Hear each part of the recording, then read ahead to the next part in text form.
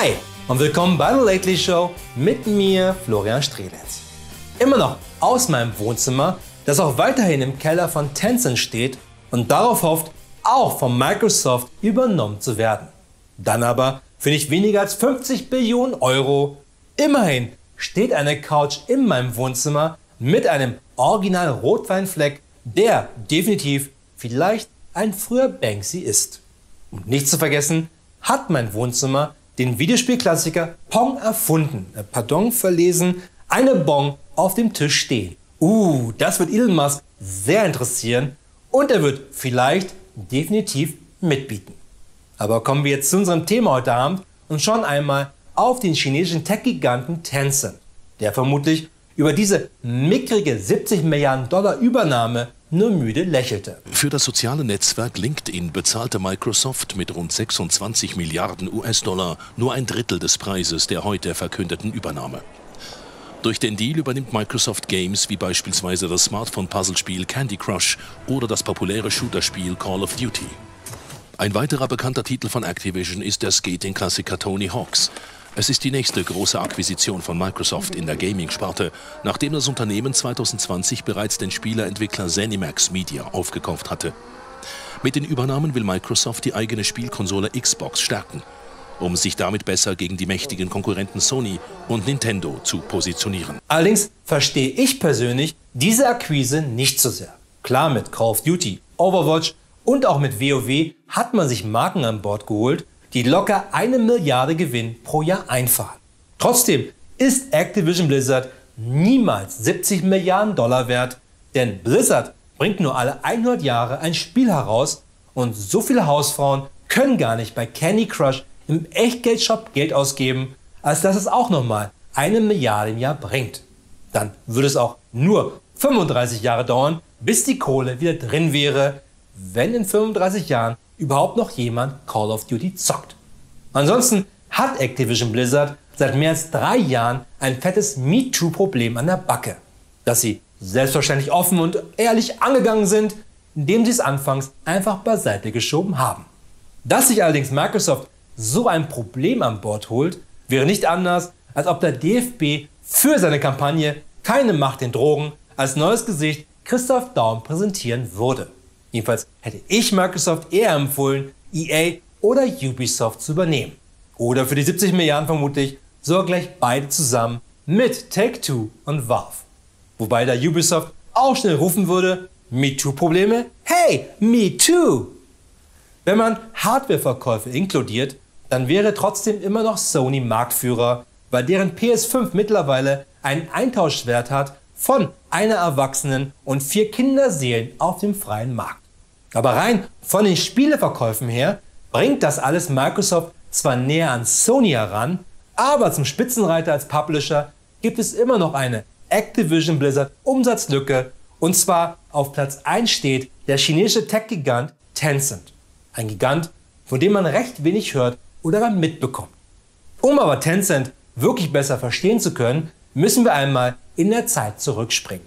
China wurde vor knapp 70 Jahren unter dem kommunistischen Führer Mao Zedong vereint und dieser hatte nun den Plan, mit seiner Kampagne großen Sprung nach vorne aus dem Bauernstaat China eine Industrienation zu machen, in dem Bauern eben nicht mehr einfache Bauern sind, sondern anfingen, anstatt Getreide anzubauen, Stahl zu gießen, um damit China einen technologischen Sprung nach vorne machen zu lassen. Was nur in etwa so war, wie wenn ein halbseidener Investor sich bei einem Fußballverein einkauft, ohne auch nur einen Hauch von Ahnung zu haben, wer oder was Fußball überhaupt ist. Und dann 2 Jahre später mal nachfragt, was sein Investment von 374 Millionen Euro so macht und ob es sich schon verdoppelt hat. Nur um dann feststellen zu müssen, dass die Kohle komplett weg ist, ohne einen nennenswerten Erfolg. Nur leider bedeutete für China die Kampagne großen Sprung nach vorne, dass nun immer weniger Nahrung von Bauern angebaut wurde, der Staat zudem mehr als minderwertig war und es so zu einer Hungersnot kam, der mehr als 40 Millionen Menschen zum Opfer fiel. Zudem führte dies noch dazu, dass zum Ende der Herrschaft von Mao Zedong über 80% der Chinesen weit unter der Armutsgrenze leben mussten. Dies wollte dessen Nachfolger Hua Guofeng ändern, indem er China dem Westen gegenüber öffnete. Aber selbstverständlich nur wirtschaftlich. Und so fing China an, billigen Ramsch für die ganze Welt zu produzieren. Falls nun wer lacht und mit dem Finger auf China zeigt, vergisst leider dabei, dass auch wir genauso angefangen haben. Als die billigsten Ramschproduzenten Europas am Ende des 19. Jahrhunderts. Weswegen anfangs ein Made in Germany denselben Stellenwert hatte wie lange Zeit heute ein Made in China, als Warnung für den Käufer, dass das Produkt nur billiger Ramsch ist. Und wie wir wurde China mit den Jahren immer besser und heute bauen alle Tech-Unternehmen, Apple, Sony, Microsoft oder VW, ihre Hightech-Produkte in China und dessen Sonderwirtschaftszonen. Und China selber baut noch bessere. Denn als nicht-chinesisches Unternehmen darf man nicht in China alleine auf den Markt treten, sondern muss sich in den wenigen zugänglichen Branchen immer einen chinesischen Partner suchen, der dann gerne die technischen Fortschritte kopiert, um dann selber später auf den Markt zu gehen. Und in diesem Bereich machte sich vor allem ein kleines Tech-Unternehmen schnell einen Namen, nämlich Tencent. Hat das Unternehmen anfangs einfach nur einen ICQ-Klon in China auf den Markt gebracht, der im Original von AOL stammte und schneller vom Markt verschwand, als Frauen im heiratsfähigen Alter in der Umgebung von Lothar Matthäus, baute Tencent diesen Dienst immer weiter aus zu WeChat, das heute von 1,2 Milliarden Chinesen benutzt wird. Und weil China da besser ist als wir, kann man über WeChat nicht nur Nachrichten schreiben, sondern auch einkaufen, Taxis bestellen, Geld transferieren und notfalls seinen Nachbarn bei der Polizei anschwärzen, wegen dessen möglichen Demokratiesympathien. Okay, letzteres können wir auch über WhatsApp machen, aber wir haben ja leider eher das Problem, dass immer weniger Menschen bei uns mit der Demokratie sympathisieren. Das alles spülte Tencent einen riesigen Berg von Geld in die Kriegstaschen, und da Tencent schon früher erkannte, dass gerade im Gaming die Zukunft liegt, investierte es in diesem Bereich massiv. Sei es der Erwerb von 40% bei Epic, das mit Fortnite und seinem eigenen Epic Game Store Milliarden verdient. Und mit der hauseigenen Unreal Engine eine der meistgenutzten Grafik-Engines der Welt hat. Zudem wurden 5% an Ubisoft erworben und der 5% Anteil an Activision Blizzard wird gerade von Microsoft nicht nur sprichwörtlich vergoldet bei deren Übernahme von Activision Blizzard. Und weil Chinesen viel lieber auf ihren Handys spielen, hat Tencent auch Supercell aufgekauft mit dessen Mega-Smartphone Cash Cow Clash of Clans. Zudem hält Tencent Anteile an Twitch, Discord, Snapchat, Reddit, Zoom und bei OnlyFans. Wer da nicht? Nicht zu vergessen ist Tencent mit 5% größter Aktionär bei Tesla und hat insgesamt Anteile an mehr als 600 Unternehmen weltweit. Fun Fact am Rande: Die chinesische Regierung selber findet Gaming total unlol, sodass Kinder nur noch maximal 90 Minuten am Tag zocken dürfen. An Feiertagen immerhin 3 Stunden. Und da die Ein-Kind-Politik auch dazu führte, dass es viel mehr erwachsene Männer als Frauen in China gibt, hatte das zur Folge, dass die Single-Männer nun lieber zu Hause nach der Arbeit eine Runde Fortnite zockten, als zu schlafen. Was zu übermüdeten Arbeitern führte, die beim chinesischen Wirtschaftswachstum mehr Schaden anrichteten als jedes Virus der letzten 20 Jahre. Was aber vielleicht auch der Masterplan ist, dass wir im Westen viel mehr geile Spiele zocken sollten, damit wir viel zu müde sind, um darüber nachzudenken, was China gerade den Uiguren antut, wie zum Beispiel diese in KZs zu inhaftieren oder Uigurinnen zwangs zu sterilisieren.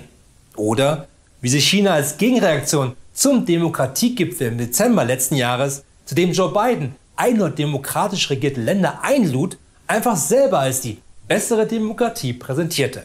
Ohne Scheiß aber, dafür hat China sogar ein Weißbuch herausgebracht mit dem überzeugenden Titel China, Demokratie, die funktioniert. Halt nur nicht nach den doofen westlichen Standards wie mit Meinungsfreiheit, Pressefreiheit oder so anderes doofes Zeugs. Aber wie sagte schon einst Perikles, unsere Verfassung trägt den Namen Volksregierung, weil sie nicht zum Vorteile von wenigen, sondern der Mehrzahl eingerichtet ist. Wie bitte? Was wollen Sie von mir?